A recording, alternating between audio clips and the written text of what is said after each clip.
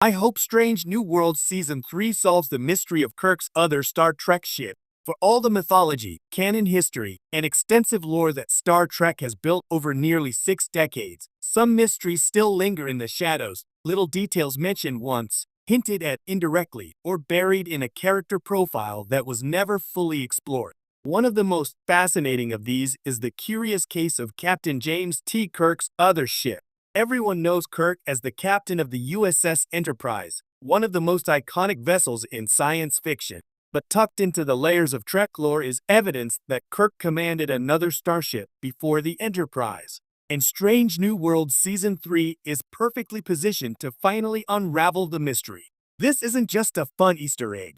It's a rare chance to deepen Kirk's story, expand the pre-TOS era, and give Trek fans an answer to a question the franchise has left hanging for over 50 years. With Paul Wesley's Kirk now playing a more prominent role in Strange New Worlds, the show has an opportunity to explore his Starfleet career in a way that even the original series never did. And if any modern Trek show is bold enough to dig into hidden corners of canon, it's this one. The long-standing canon tease of Kirk's other command. Kirk's undocumented ship command comes from a surprising place: the original series writer's Bible. In the internal guide used during production in the 1960s, Kirk was described as having commanded a spaceship before taking over the Enterprise. The statement was vague: no name, no class, no details. But the implication was clear. Kirk wasn't a first command rookie when the Enterprise became his mission.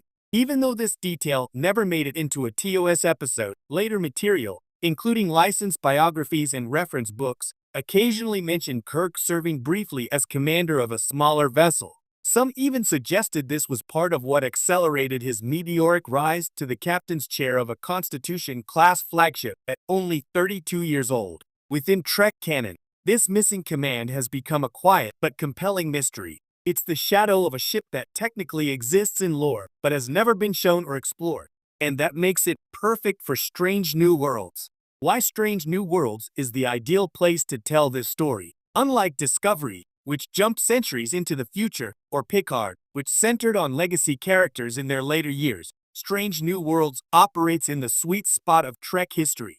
The show sits directly on the timeline where Kirk is a young officer, still building his reputation.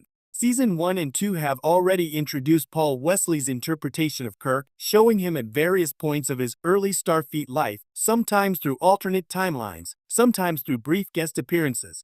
Season 3 promises even more opportunities to follow Kirk's ascent, and possibly connect the dots between cadet, lieutenant, first officer, and eventual starship captain. But most importantly, Strange New Worlds thrives on filling gaps in Trek's past. It re-established the early days of Spock and Chapel. It explored Uhura's origin story in ways TOS never did. It reimagined Lon Noonien Singh as a new branch of Trek mythology. It even introduced Scotty before his Enterprise era. Solving the mystery of Kirk's unnamed pre-Enterprise command would fit naturally into this pattern. The show has embraced the idea of weaving established canon with fresh layers, and this is one layer that's been waiting decades for the spotlight. What could Kirk's mystery ship be? If S&W does take on the challenge, there are several fun and exciting possibilities for what Kirk's other ship might be. Each option would reveal something different about the man he becomes. One, a small Hermes-class or Scouts-class ship. A light scout vessel or courier ship is the most plausible option. It would match the idea that Kirk briefly commanded a smaller, less prestigious ship before earning the Enterprise. This would allow S&W to highlight Kirk's first experiences leading a crew, his developing instincts for command, a dangerous early mission that shaped him. A scout ship could also provide a refreshing scale compared to the flagship-focused stories Trek often tells. 2, a ship lost or destroyed under his command. Bold choice, but a dramatic one. If Kirk's early command ended in tragedy, it would add depth to why he's so cautious in later episodes about losing crewmen. It could explain his near-obsessive focus on risk analysis, and it would humanize him in a way the franchise has rarely explored. This wouldn't contradict canon, it would enhance it.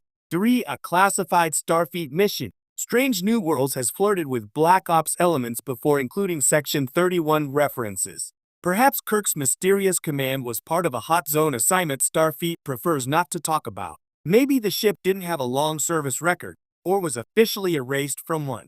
This route gives SNW creative freedom without breaking continuity. For a ship connected to a familiar character, what if Kirk's early crew included Gary Mitchell, his close friend mentioned in TOS, Carol Marcus, a young Bones MC Coy during a temporary assignment, even a teenage Kevin Riley? SNW loves character crossovers, and introducing a Proto-Enterprise crew would be irresistible. How Season 3 could introduce Kirk's ship? Season 3 doesn't even need to devote an entire episode, though that would be incredible. The show could introduce the ship gradually. A flashback episode. Perhaps a mission triggers Kirk's memory of his first command, allowing the show to weave past and present together. A mission log discovery. Starfleet's archives could reveal a long-forgotten ship record connected to Kirk's early service. A conversation with Pike. Pike and Kirk have a developing mentor-protege dynamic in SNW.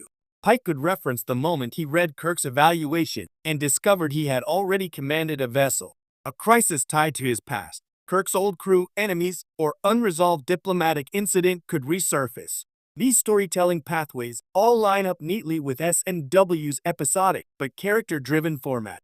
Why resolving this mystery matters, Trek purists might ask. Why even bother? If it wasn't shown in TOS, maybe it doesn't matter. But for longtime fans, filling these gaps deepens the tapestry of Star Trek history. Here's why Kirk's missing ship is more than a trivia detail. It strengthens Kirk's character arc. Kirk is portrayed as brilliant, charismatic, and fiercely capable. Showing the formative experiences that molded him makes that brilliance feel earned, not preordained. It enhances his relationship with Pike. Pike's mentorship becomes richer when we understand precisely what kind of officer Kirk was before the Enterprise. It also highlights why Pike ultimately believed Kirk was the right choice to succeed him. It builds a more cohesive timeline. One of SNW's unofficial missions is to smooth out rough edges in canon, like the Spock/Turing dynamic, the Kirk/Spock first meeting, and the early days of the Gorn conflict. Filling in Kirk's backstory aligns perfectly with that purpose. It creates new storytelling opportunities. A brand new starship means new sets, new characters, new types of missions, new factions or threats. Trek thrives on fresh angles, and yet this fresh angle emerges directly from existing lore. What SNW could reveal about Kirk through this arc? Exploring Kirk's lost command could answer several long-standing questions. Why does Starfleet trust him so quickly and so completely? Why was he given the flagship at such a young age? What leadership failures or regrets shaped him? What early triumph earned him his reputation? Who were the officers who served with him before the Enterprise? It could even show the moment Kirk decided the center seat was his destiny.